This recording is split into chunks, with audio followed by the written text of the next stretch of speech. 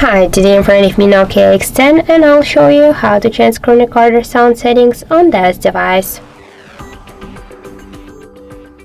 So first let's open notification panel shortcuts, and here we should find screen record icon.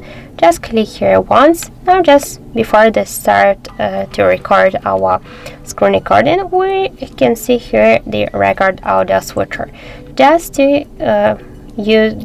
record mute video, we should turn off the switcher. Click here to turn it off, and by this way we'll just record only mute video. If you want to use the device audio, so you should click here on the switcher, and now we can see here that device audio selected. So we will use all of the sounds, musics and ringtones on our device, all of the sounds. We can switch it also to the microphone here to comment something, or also to use device audio and microphone together.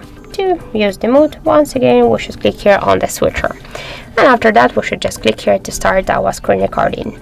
So that's it. Thank you for watching, and if you find this video helpful, don't forget to leave a like, comment and to subscribe our channel.